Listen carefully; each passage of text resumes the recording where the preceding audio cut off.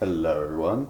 So this is what I spent last night doing. I spent last night turning this old, lovely Welsh dress that we have in our home into a bookcase for my books.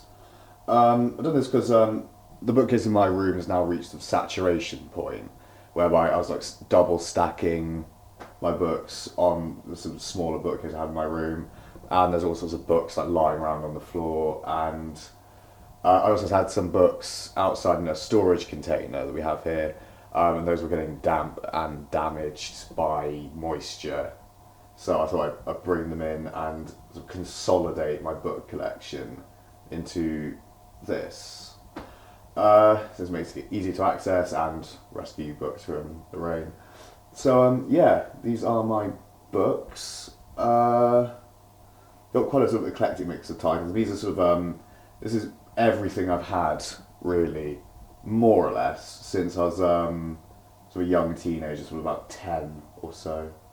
So I've got everything from Harry Potter's to the Alex Rider titles dotted around here, Adrian Mole, the historic materials, but not the Amber Spyglass for some reason.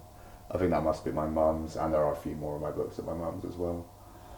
To Lord of the Rings. Also things, yeah, like I've been reading more recently. So I didn't actually read a hell of a lot. So between the ages of about 13 and 17, really, more like playing PlayStation. So yeah, and then sort of I entered into like more of a really more of a precocious vein in terms of reading. You know, a precocious young man, pretentious, some might say, and yeah, reading more things like what have we got here. I think like I started reading. Well, it's the one I said, like Candide and Rousseau's philosophy, that sort of thing.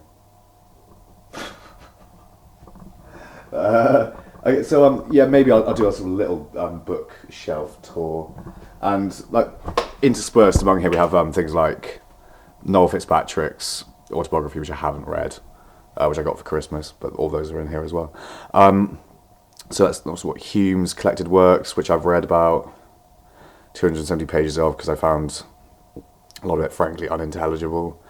But yeah, Gravity's Rainbow. That's not the first copy that I bought. I gave away the first copy that I bought, which I maybe shouldn't have done, but I loved it so much I wanted other people to read it. Then we've got up here, and yet like textbooks, like Western Philosophy one as well. Then what else is like Machiavelli the Prince, Physics and Philosophy by Werner Heisenberg.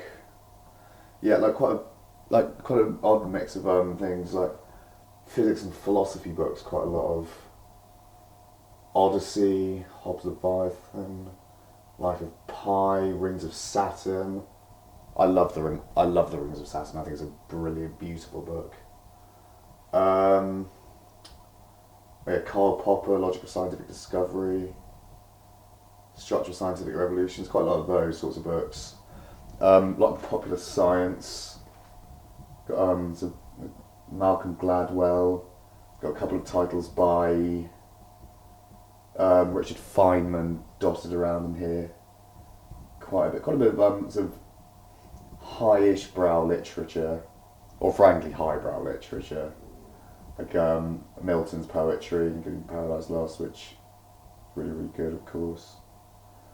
And so yeah, like those sorts of wanky, pretentious titles, and yeah, lots of things like also William Gibson's Neuromancer, which is fantastic. And I don't know, maybe I should do like a sort of list of favourites or something among these. What do I really love? I'm a huge Thomas Pynchon fan. I love V, I love Gravity's Rainbow, I love Mason and Dixon. I used to have The Cry in Block 49, but I gave that away to someone. What else? Yeah, Man's Search for Meaning, but that is not literature. That's not fiction. That's a philosophy, well, psychology book. Yeah, so a mix of things really. Fight Club, fantastic. Yeah, I like to read a range of like fiction and non-fiction. I don't like to sort of just read fiction, really. Yeah, I think it's good to be informed about a range of subjects. But that can potentially lead to a superficial understanding of each individual subject. But and yeah, like, I try to read books as often as I can, but I do also a lot of reading online. In fact, I probably, if anything, mostly read online. I think it's probably the case for most people actually, which is a bit of a shame because really, curling up on or lying on a sofa or curling up with a good book is a great pleasure, I think. And well, it depends actually because reading is like something I do find difficult. I find it very hard often, depending on what I'm reading, or torturous sometimes, depending on what I'm reading.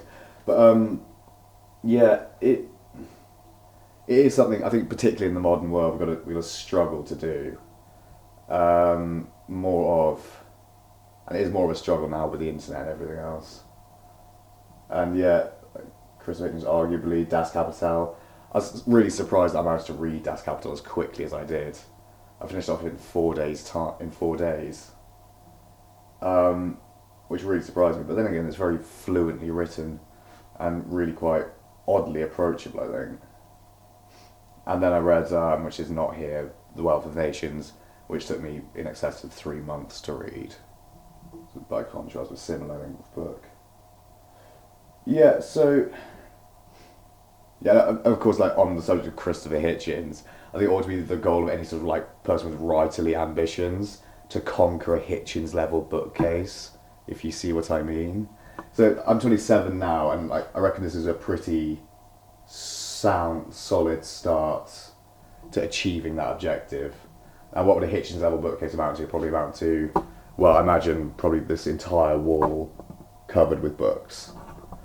And if I can manage that by the time I'm 50, I'll be pretty satisfied, I think. So, yeah, this is it. These are my books, more or less. Yeah, thank you for watching, everybody. Bye bye bye, love you lots.